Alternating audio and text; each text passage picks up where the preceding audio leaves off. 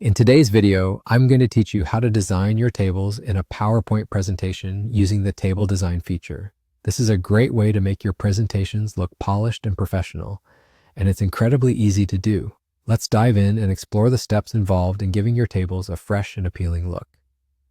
First, you'll want to open your PowerPoint presentation file.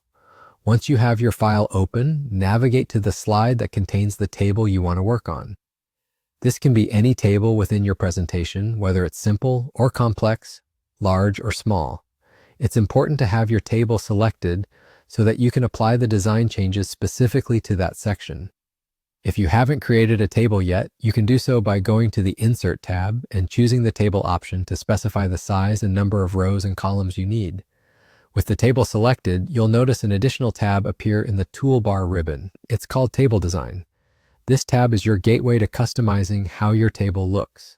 Click on the Table Design tab to reveal a whole range of styling options you can choose from. These styles are pre-designed with professional aesthetics and color schemes that can complement your presentation theme. Once you're in the Table Design tab, take a moment to browse through the various styles. You have the freedom to choose how you want your table to be formatted, whether you prefer a simple border, a colorful gradient, or something with a touch of sophistication like a shadow effect. These styles are very flexible, giving you creative freedom while ensuring your table remains readable and visually cohesive. Keep in mind that selecting a style not only changes the background color, but also may adjust the font, border, and shading of your table cells.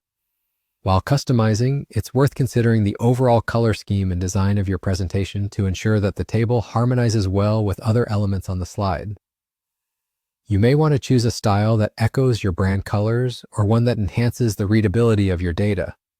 After selecting a style, you can always tweak individual elements, such as font size or specific cell colors, to better suit your needs. Once you've chosen your desired style and made any additional customizations, you're all set. Simply click on any other parts of your presentation to apply the changes. And there you have it.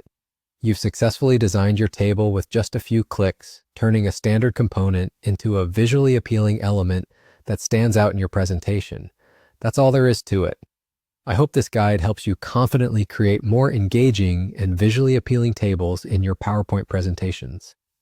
As you continue to use these skills, you'll find that customizing tables can be both efficient and fun, adding a new level of professionalism to your presentations. Thanks for tuning in and happy designing.